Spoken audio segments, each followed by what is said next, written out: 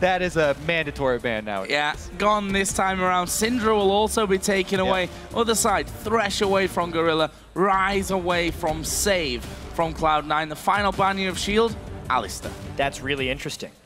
It basically tells me that Save was not prepared to play Alistar in a high-pressure match. However, the two bans they threw onto Rumble and Cinder were super high value, and unless Cloud9 wants to give up a Zed, I think they have to give up Zilean. They try to give up both so that they get one of them. Well, it was Maokai. Zilean is through. Will Shield take that first? Picking Zed into Zilean if they do take that first is really difficult. I've almost never seen a Zed work against a Zilean mid. Yeah, that's a really tough position Cloud9 have put themselves in. Maybe they take a different tact here and focus on the bottom lane, because we talk about so much the impact of the bottom lane from Shield in that first matchup. When they have Sneaky performing well early on, it's such a huge boost for Cloud9. I also think what White Shield did here was brilliant, because they either force High into a really disadvantageous matchup, Zed versus Zilean mid, or they get Zed for themselves and they put Zilean on the board. All right, That's split push. We talked about split push last time from High with Zed. This time around, Balls. He's had a lot of success with Nidalee split pushing before, and this isn't a champion that has been popular so far here among the Chinese teams. The teams that have not been able to play it have banned it away. It's very much an NAEU thing. That, well, the thing is, and it's a save thing too. Exactly. The team they're playing right now is the team that actually did use it in Korea as the AP Nidalee up top. But Zed will be answering that split push from Nidalee. And Lee Sin goes over here, possibly at least. All right, to man. watch. Yeah, so many things here for Shield. They get the #1 pick here for Ggoong, the #1 pick here for Watch, and that Zilean. So Cloud9 had to give up a whole lot to switch over to this Nidalee split strat. I mean, that's just the way the picks and bans fell. I feel like Shield played their ban cards really, really well. And then when they first picked that Zilean, they basically made it so High couldn't play Zed. And it guaranteed a late Zed pick for White Shield, even though it had been the first pick in the previous 2 matchups. They did secure something for the bottom lane, though. Talked about that. They took the Corki away from Zefa and got it on Sneaky again. Yeah, he had a it's strong, come to this. Corki, first AD carry picked. Yeah. It's Worlds, chat. Where everything comes full circle. So for Cloud9, what do they go into? Of course, the game #1 between these two teams, it was, in fact, a Talon pick for High against the Zed of Ggoong. Didn't work fantastically for them. 274 was what High played on that, but they're not going to go that way just yet. In fact, they're locking Elise in the jungle there for Meteos, taking away Janna as well for LemonNation, which you have to feel then maybe just leaves the Nami pick for Gorilla. So they take Elise over Kha'Zix because they don't want to have to go with that late game reset mode. They want to make that push with the mid game of Corki here and rely on those picks. Yeah, I mean, I feel like with Elise, at this point, the Elise is just to stop straight up dives from NaJin Shield. If someone gets in a little too deep, they try and stun and just run away at this point. They are really focusing on disengage here because they're going to be trying to split push. And of course, as I mentioned, Nami for Gorilla, I just totally overlooked the fact that, you know, Zilean was already locked in there. We will be seeing Lucian for Zefa and a classic save. Top lane. They've done it before. Save, yeah. Classic save. It's something that they did a lot of over in Korea, and it's a pretty darn good answer to a split pusher because Kassadin can keep up with people until the rest of the team arrives to finish them off. So for Cloud9 and for High, the man on your screen in particular, what will he go with against Ggoong? As I said before, game 1, NaJin Shield versus Cloud9. Ggoong took away that Zed early. Again. Was the Talon pick, and it's going to be the same matchup. Now, he actually played the matchup fairly well last time as far as the laning phase goes. The mid game, it doesn't fit with the team, though. The mid game gave them problems. Well, if you think about them having another split pusher and him trying to go lock down Kassadin and silence and try and burst him, then maybe. There's also the chance here. So much of NaJin Shield's composition is built around preventing split push that Cloud9 may sneakily have a better team fight now. One of the big things you want to get against Zilean as well is AoE damage to make his ultimate targets difficult to choose. And when you throw in Corki and Talon, that's actually a substantial amount of burst. It's almost like Cloud9 switched tactics a little bit at the last second and said, actually, we have to be able to team fight. I mean, Talon is good at killing support Zileans before they can actually get their ultimate During the off. silence. It does rely on Meteos, getting high, a good start to this game though. And Talon versus Zed is by no means easy in the beginning. And we saw in the lane as well, ultimate came up for high, used it instantly, pretty much every single time to actually just clear out those waves and have that lane dominance. We'll see exactly how high plays this matchup here. And of course, the teams are in a tiebreaker for a reason, so this match could really go other way. But you guys can always tell us who you think has what it takes to grab the #1 seed by tweeting at LOL Esports and using the hashtag NWSWin or C9win. Definitely going to be an interesting one. It was an epic matchup when we saw this one just a couple of games ago to set up this tiebreaker match. We're going to do it all over again. NaJin White Shield versus Cloud9 for the top seed in Group D.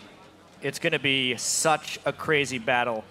Even if it goes one-sided, because it has so many implications, as we saw, the bracket implications. Winner faces OMG, loser faces Samsung Blue. Welcome. 4-2 tied, first place in the group. What a better way. There may be a few better ways if we had some crazy three-way ties, but one of the best ways you could close out this amazing group stage we've had in Singapore. So early game then. Before we even get to that one, I mean, if you think back to LMQ versus OMG, there was some craziness at level 1. For now, though, it looks like just a little bit of damage being exchanged. Watch actually waiting in the death bush. LemonNation on the bottom side will put his ward in, and they basically all ward right in front of each other. Balls actually getting the most damage down here at the start, trying to force save off, but he got his early ward too. Yeah, when that 1 minute mark comes down, all the trinket wards drop. So make sure you can see the late invades. Top side lane swap here for Shield because they saw balls on this side and Sneaky down bottom. So they don't want to have to do Zilean in the lane phase versus Janna. It might also be the fact that they don't want to do Kassadin against Nidalee in the lane phase. Kassadin sometimes used to get 80 carries laning against him, or even Talon, stuff like that. 80 champions in lane, especially with balls starting the game with 79 AD, would destroy the Kassadin. So the swap is definitely for sure. That is the difference here. We mentioned Save using that Nidalee, but he actually used it AP, North American Nidalee, traditionally Bruiser. Triforce. There's 2 people balls. Yeah, that was not the best of trades. An interesting one. I guess it didn't spot Zefa actually going through there with him. Either way, see early damage coming out for Cloud9's, for NaJin's duo lane. Down bottom, Sneaky is all on his own. Got a free time there, at least for now. And it's the double jungle start for Shield, of course, because they were the ones initiating the lane swap. They had their top laner with their jungler from the very beginning. Yeah, very that's a cleaner start. Very good early start for them. Ball's going to have to start his jungle half-life here. Actually, when they went to do the red buff, while Balls helped with the damage for Meteos, he didn't take any of the experience. So they're trying to get Meteos ahead of Watch here rather than get Balls ahead of Save.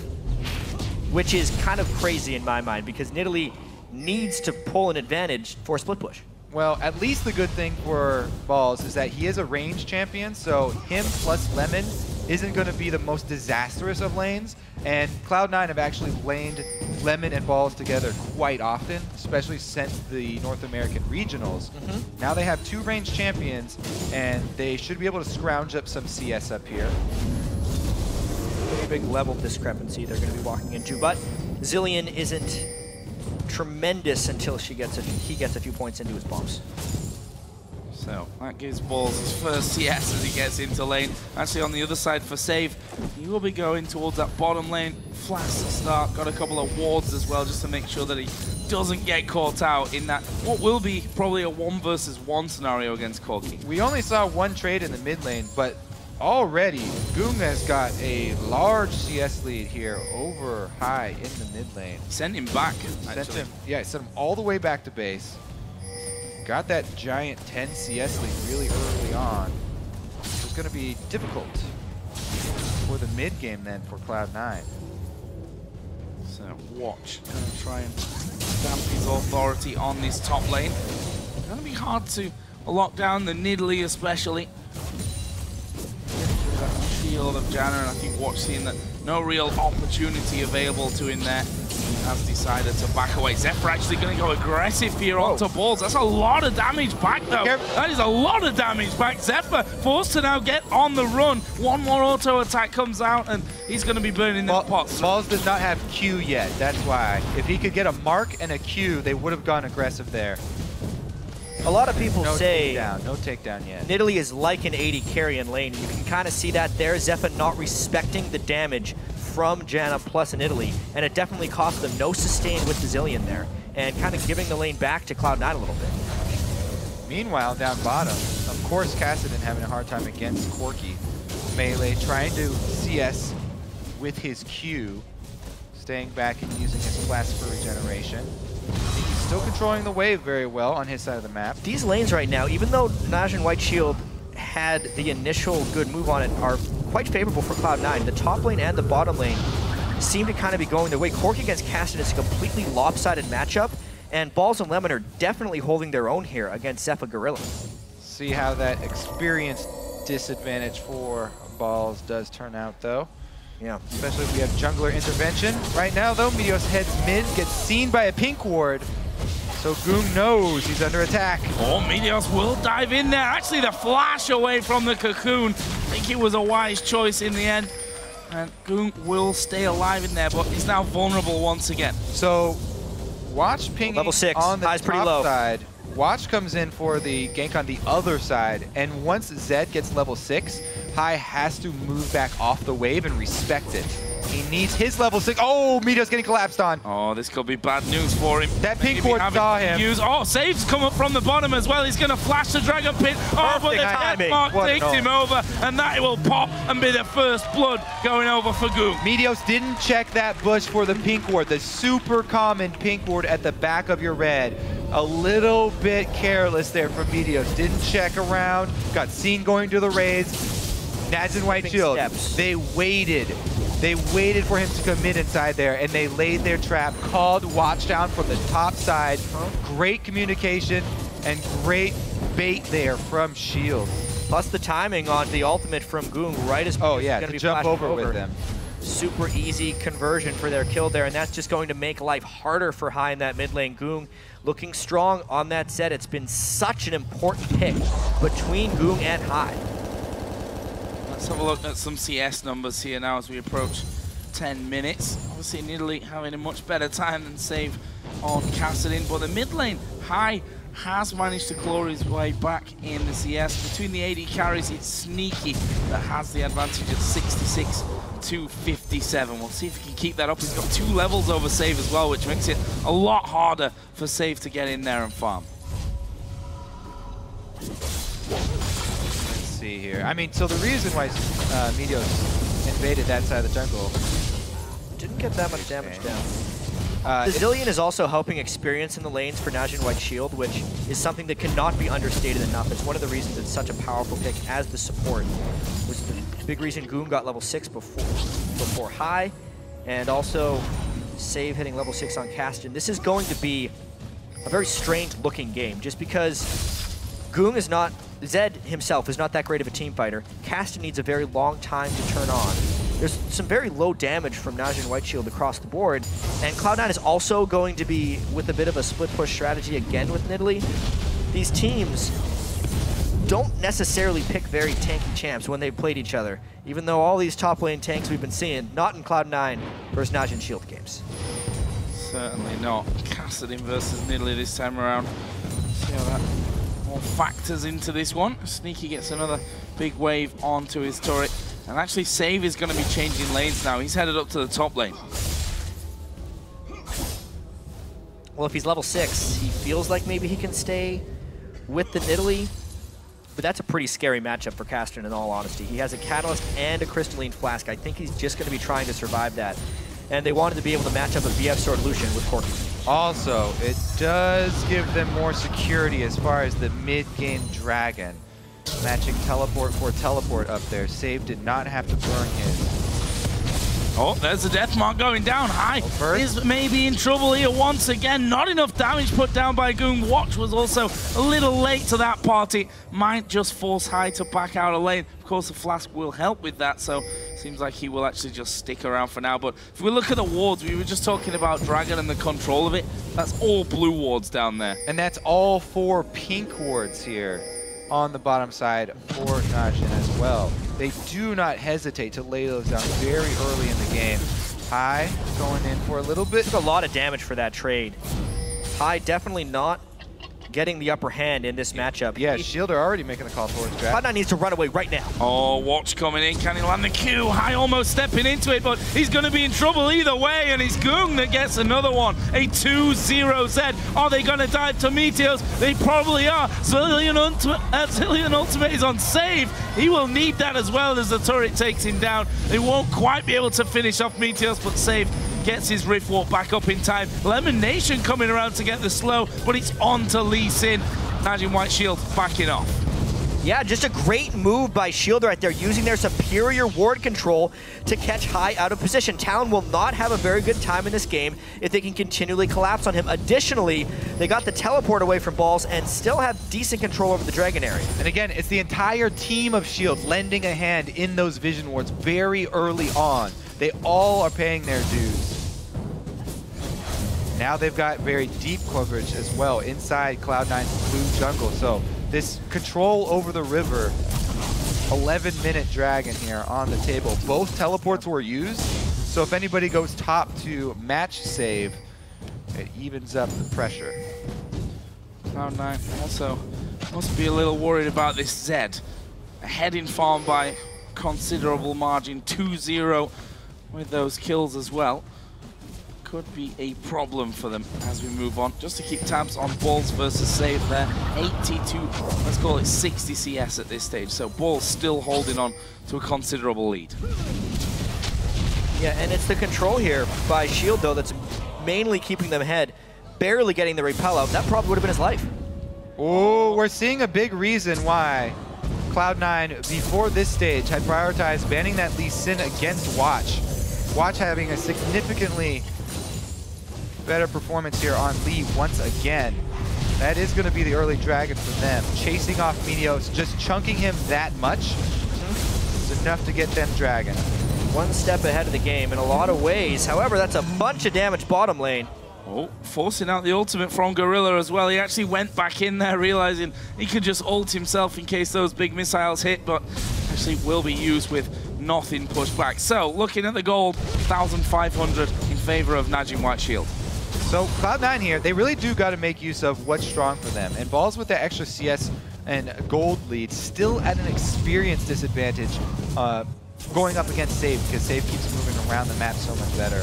So really, maybe a play down bottom here with the Corki Janna could be their strongest point. Yeah, it seems like level 9. If Shield just has such a huge level of control, it's kind of like watching the advantage OMG had over LMQ last game, where they just get a slight edge and are conservatively and smartly using that advantage. You can see more pink wards out of the map, some nice invades, and they're always chunking Cloud9 down before they try and make a big move. A full blade completed on Ggoong right now means he can take somebody out of a fight instantly. He doesn't even have to kill a person. If he just ults and does one combo on a person, even if he's not able to secure that kill, they will get an objective off of it. Yeah, starts the strangulation as well. The blue buff will be taken away by Watch. Had to smite that one down with the presence of Meteos as well. It's a blue buff steal, and any blue buff steal is a good one from NaJin White's side of things. They can also easily just feed their own over to either Save or to Ggoong in the mid lane. They would have rather had that blue buff on Ggoong so that they could give the other one to Save, but they'll take what they can get, denying more experience from Meteos. Just completing the Ancient Golem, he's still extremely squishy because the base HP from it was taken down quite a lot, and it scales only good roam. Additional really good roam items. Uh-oh. This could be dangerous. Paul's going to have the death mark onto him. Is the damage enough? It is. Ggoong's on a killing spree. All 3 kills for Shield are sat with the mid laner. It's going to be the dynamic duo there with Kassadin and Zed. 2 well-known assassins that are usually seen in the mid lane get to team up. And if they go on the same target, there's really no escape because of their closing capabilities and their burst. That early blade already completed. That's the ult from Ggoong. Didn't even have to burn Ignite. Pretty easy kill. Bottom side of the map, though, is Cloud9. They try and make a push down there since everything from Shield was committed top. Yeah, at this point, Cloud9 almost has to accept that the Zed and Kassadin are going to be able to roam and kill someone and have to be able to take advantages and ward control when those things happen. So a large roam up towards the top lane from Ggoong, but Cloud9 does respond in a very good way by getting deep vision in the red side jungle of NaJin Shield and also by taking the bottom turret. There's that blue buff that we were talking about on Shield's side of the map. Goes to Ggoong rather than on to save. So, how does that set us up? So we did see a long sword sold out by Ggoong, and he's going to go straight towards High again. Constant harassment. Ggoong's roam has allowed High a little bit of free time, though, to get some farm back on his opponent. Man, it really does set up Ggoong for domination right now, though. Uh-oh! Where Watch coming in, and there is the kickback, and High trying to get the kill, but not got enough damage at this stage to go through Ggoong. And yeah, Gorilla was there anyway, had the ultimate available to him, should he need it. The way the cookie crumbles right there. Ggoong level 11 in large part because of the Zilean experience. Just a more powerful ultimate than High. Despite getting kicked back there, if High was level 11, he probably gets a kill back. Plus he's got 3 kills on Ggoong right now. Plus trying to bait a rift walk here. Not to be. Oh, save. Heading further and further up this lane. There it is! There it is, Riftwalk coming in. Save though, will head off to the other side. Flash already used. Where's the next one? He's going further into enemy territory though, and this is going to be hard for him to get away. There is the spear landing. Oh. Another Riftwalk. LemonNation will get the Zefa and the knockup of the Howling Gale. His balls against Cloud9's first kill, but Shield are pushing the bottom lane. Yep, they committed everybody for it. 3 members top, so Shield shove a turret, and here goes Ggoong mid. He's coming straight back down on top of him. Managed to get away from a little bit of that damage, and a good cocoon will actually stop Ggoong from chasing through. Still burns a flash though. Ggoong is creating so much pressure on the map. However, that kill top lane, while it was attempted to be responded to by Shield, they could not get the turret, and it looks like Cloud9 takes another turret to keep this game pretty close. Dragon coming up in just over a minute though. High's still not level 11. He should get it on this wave. Yep, there it is.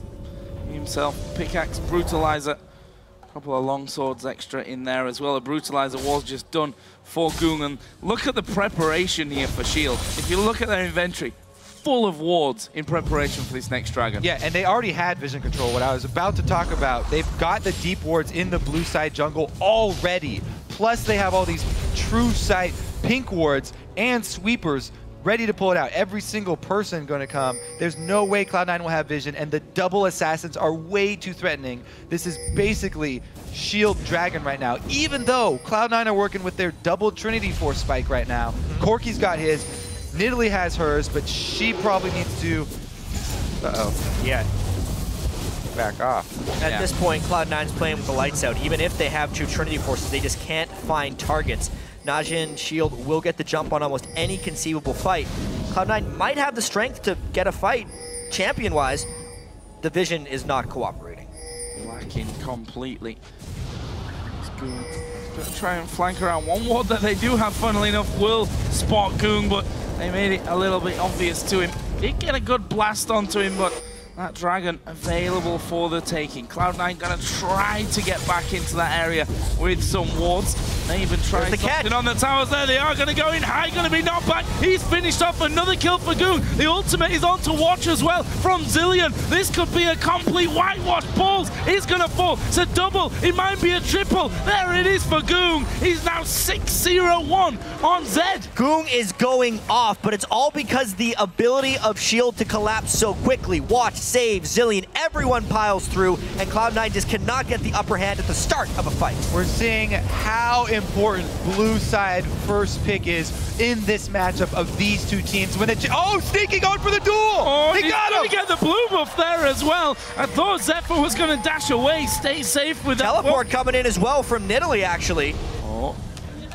Is that play from Sneaky going to be enough? Ggoong looking to kill him. Oh, he actually missed. Kill from Balls. Ignite coming in though, and Balls is now going to be chasing through. Can he actually finish off Ggoong though? Ought to land a spear. Oh, there is a spear dodged away from, but here comes Meteos, and there's the shutdown.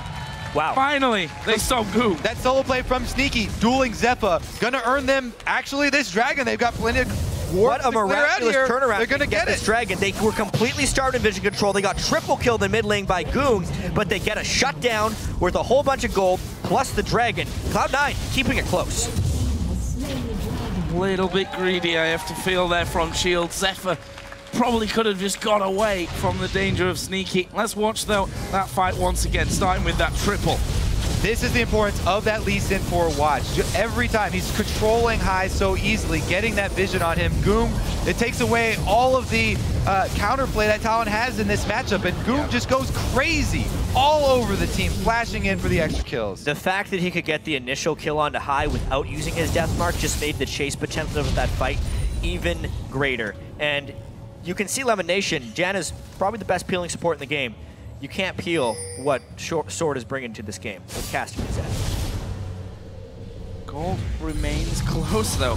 Just a couple of thousand between them. We'll see now that the Ghost Blade is done. For Ggoong on top of his Blade of the Ruined Kings. Infinity Edge for Zefa. Rod of Ages. Needlessly large rod in the top lane for save as well. And White Shield moving back in, trying to set up what they had before here, which is complete vision domination of that bottom side of the Cloud9 jungle. Ggoong is such a monster on Assassin. This Zed has been so great. With the Ghost Blade now, what is Cloud9 going to do to peel him? Basically, they have to be able to either get the initiation on him, which they can't do until they can clear vision, or they need to find a stun onto him the instant he goes in for a death mark, which puts so much pressure on Meteos. What's the plan here for Cloud9? Actually grouping with 4 on the top side of their own jungle. There's Watch actually spotting Balls, trying to get the slowdown. He already pounced away from that. Zefa is pushing that bottom lane out as well. They could move through the jungle with all that vision they've got. They know how safe or dangerous it could be. Yep, they're flanking around on the 4-man squad here of Cloud9. Sneaky's in the middle though. He's the one with the longest dash with Corki's Valkyrie. Trying to get this turret and sneak out. Oh, save gonna go for him. There is the Valkyrie though, over the top of the wall. Turret actually survived that onslaught. So that's still for the taking there for Cloud9. Would level us up on towers and bring us to just 1,000 gold difference if they can pull that off. But White Shield once again, just starving the jungle. And funnily enough, Balls is building for his split push versus the Zed and versus the Lucian here. He hasn't built magic resist for his matchup with Save. He's looking to actually try and deal with Ggoong. There is the potential that Cloud9 can be stronger in team fights at a certain point of the game. It is before Save hits his really crucial item thresholds. If Balls and Meteos can stack enough armor, since it's just Lucian, Zed, Lee Sin, they may become somewhat unkillable. It would be the point when Sneaky has a QSS and Meteos and Balls have some completed armor itemization. Would be a very strong point in the game for Cloud9. However, if it waits too long and Save hits like a 500 AP point, all that armor stacking would get shredded through by Kassadin. But as far as AP mages go, Kassadin has very low sustained damage. Right now, Save just completed his Zanya's Hourglass as well, so he can actually have the confidence to jump in and proc that, then wait for his Rift Walk to come back up, allowing for much more aggressive plays with this Kassadin to catch out members of Cloud9. Use that slow as an initiation. That was nicely done from Ggoong, slowing them down, actually doing quite the chunk of damage to the LemonNation as well as he was chasing through. Cloud9 trying to flank around and get some work done. As a good scan will reveal 2 wards actually that were placed previously by Shield. We will see Ggoong headed back off onto the side lanes to start pushing this one back out. Yeah, you can just see the tension growing in this game because Shield, once again, had a pretty big edge. But Cloud9 is finding ways to delay the game. The question will be if they can somehow get a split push going. They're really blocked on that by how farm Ggoong is on Zed right now. and they're just kind of trying to play this dance back and forth. If somehow Cloud9 could get vision control around the Dragon area for the next contest, they might have a chance of getting a team fight. At the moment, though, they have no answer for Zed, and they're really just trying to force aggressively. Zed may try and collapse. The split push would actually be a better option for Shield right now. Save is flanking around back. Here comes Ggoong. They're looking to close the trap. They have him surrounded. Early Valkyrie from Sneaky. Here comes Zed from the side, but can't really 1 versus 5 at this stage. The team a little bit far away to help. If he'd have jumped right into them. There is a big bomb actually coming through onto Gorilla, forces Zilean low. There's Save actually diving in. This could be what they're looking for. Zonius will be used a little bit earlier. The Corki comes out. Death mark from Ggoong as well. Sneaky does go down, and Ggoong in the back is still alive. They keep going. Kassadin chasing through. The burst is massive. The kick comes in. Balls, what is he doing? Stepping forward there. Will be able to pounce back behind the turret, but this is going to be an inner for Shield. If High is forced to use his ultimate defensively, Cloud9 has no chance in team fights.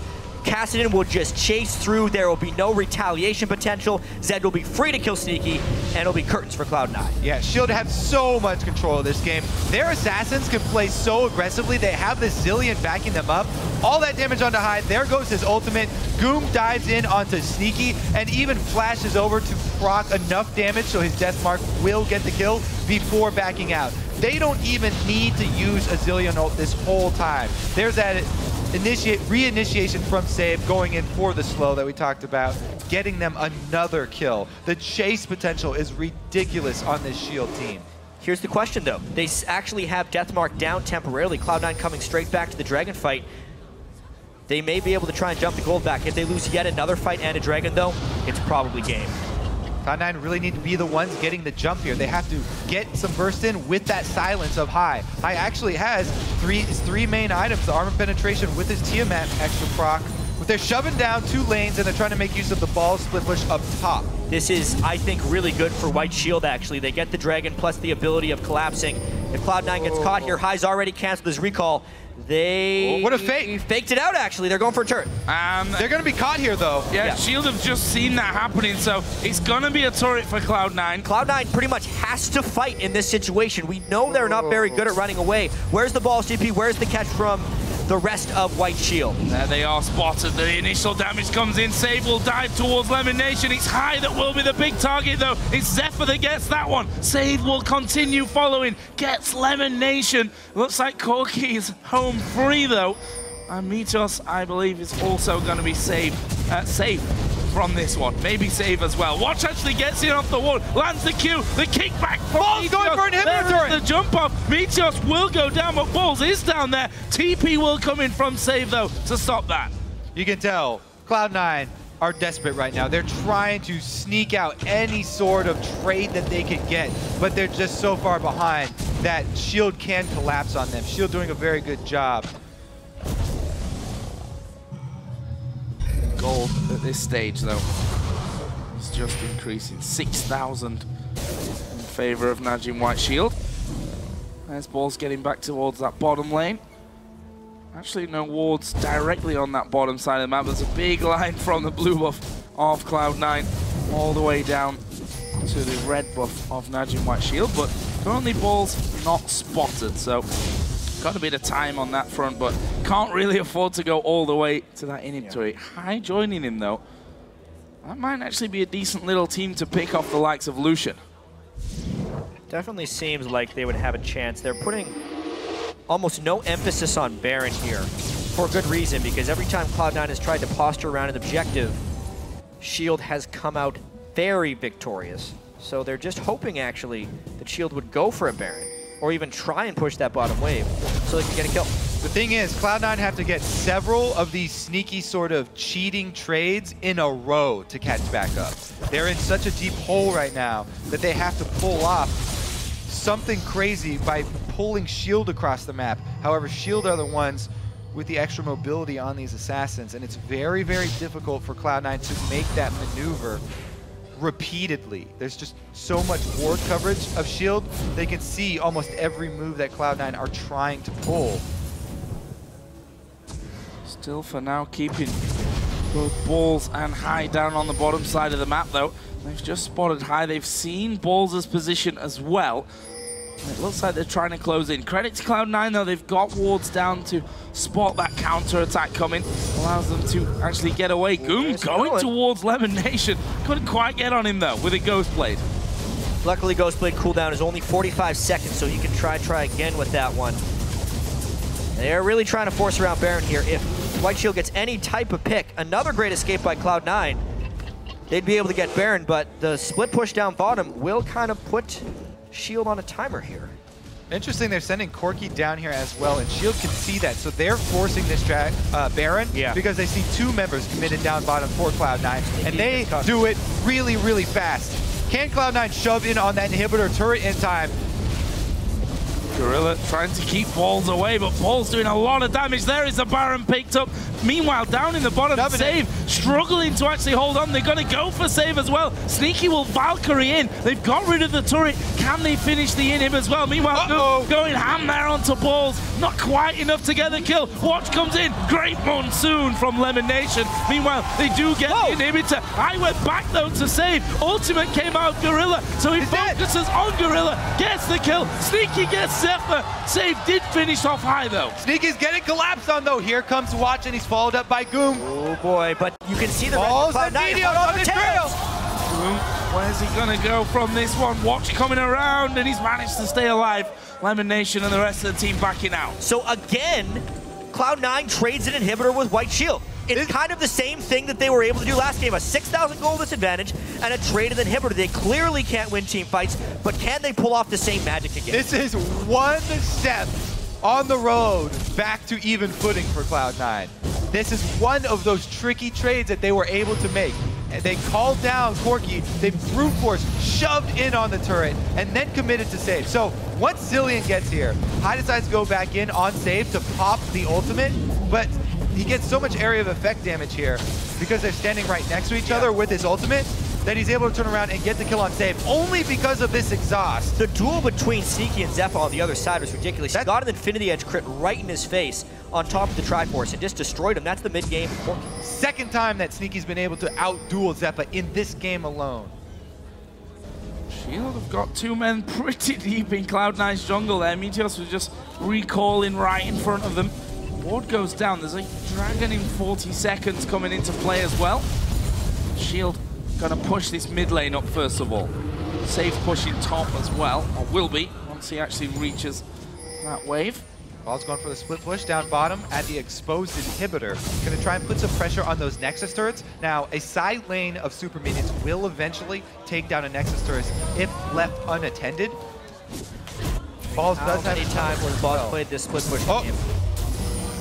LemonNation takes a blast. I mean, Shield here. Balls is in on the turret. They're not recalling. There we are. Save's recalling. Can they stop? No. Save come from coming back. Silence. He didn't get it. No, he didn't get it. They came through, but Balls is going to surely take the turret down. He does. He might pay for it with his life here. Bomb on top of him. Save gets the kill, but it's a Nexus turret down. Looks like he'll be an inner turret down for High as well. Guerrilla warfare tactics for Cloud9. They're striking from the shadows, all places at now, once. Shield needs to make a decisive move. They're afraid of getting backdoored, so they're trying to take an inhibitor of their own, but they give up the dragon. Cloud9 needs to defend their base now. Cloud9 attacking from every side. Multiple points of threat here, but now Shield make the call to go straight up mid, and they are going for inhibitor. The thing is, Shield must know that Balls' teleport is up. They can't operate in a base race at this stage, surely. There's nobody to stop their backs, so it's not that scary for them to do that. They can all just blue pill back. High did a very clever thing there. He worked like he was going for a Nexus turret. He actually took turret damage, and that immediately stopped Shield's ability to push the mid lane turret because they had to defend. They didn't even get the inhibitor turret because he made that threat.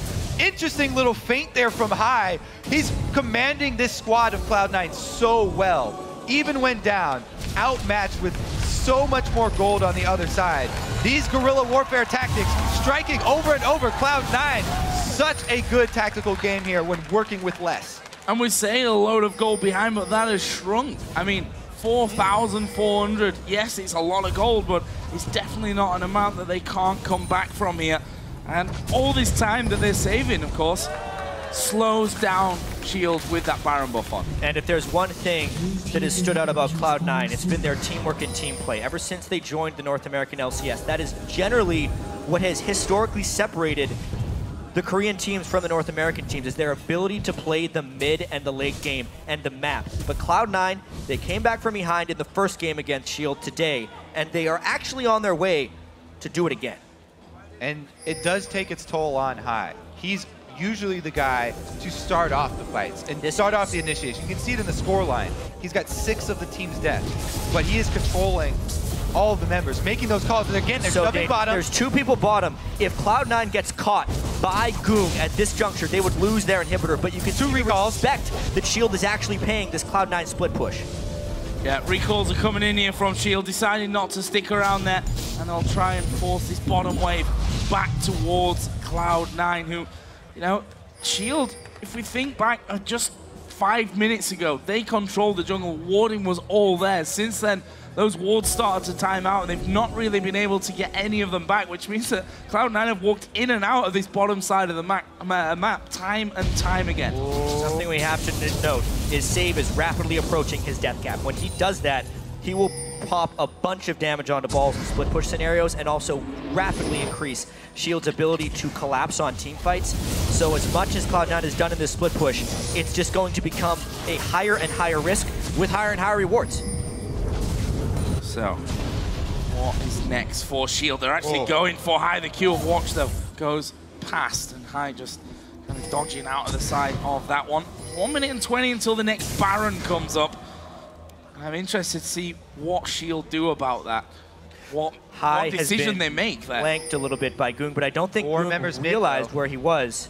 Yeah, there's a really heavy split by Cloud9 here.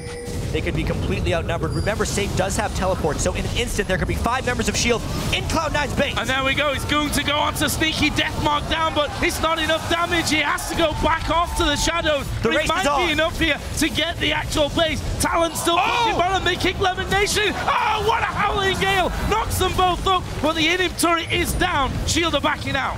Can they stop these backs safely? It's up to the missile accuracy of Sneaky. That's a lot of prevented back. Talon is free on the inhibitor. They have them all on their sights. That's a massive damage as well. One more will take down Gorilla. Flash away. Surely will die though. That's Save now unstoppable. I didn't get the inhibitor down there. He went up towards mid. He was going to cut them off for kills. Why was not killing the inhibitor? He was going to cut them off for kills, but he actually didn't get anybody. Oh, Ggoong coming around. Watch is there. He goes for Ggoong. No, he didn't get anyone. He doesn't get the kill. High gets completely destroyed when the pressure is at its highest point. Save kills balls. High makes a poor decision trying to switch away from the inhibitor, and the miraculous turnaround does not happen at this point. Shield gets the Nexus, the inhibitor turret of Cloud9, and does not suffer many repercussions. Higher risk, higher rewards. Very, very high risks that time around. So close to pulling that one off. But Cloud9 do not get either thing. There were too many things they wanted. They wanted to cut off for the kills. The 4-man squad, or 3-man squad in mid lost sight though, and they ended up not getting the kills or the inhibitor. Now they can get pretty easy. Baron committing 2 down bottom. They really want to commit. Just for an inhibitor, they'd have to fully commit here. Meteos is there though. Save is already down bottom with Zilean. It's super dangerous. They can defend it. He may try for a steal, but it would mean his life. He's got no flash. It is going to have to cost him his life if he goes in. He goes over towards Shield. Sneaky. And he's alive there. He's going to have the bomb, which will finish him off. Balls will force Gorilla away from that. Are they going to try and stop them? We've got Zed recalling. Balls is going for the inhib. There's the Monsoon to stop Zefa going back. But they get 2 back into the base. Gorilla has the ultimate on himself. Can he even get it? Can he get the inhib? He can. Cloud9 still suffers massive casualties, and the death timers are no longer trivial. That's 50 seconds onto balls, 30 onto Sneaky, and 30 onto Meteos. How quickly can White Shield trade inhibitors but still maintain the Baron buff? Well, Ggoong is kind of fast when Zilean's there, speeding him up this entire way.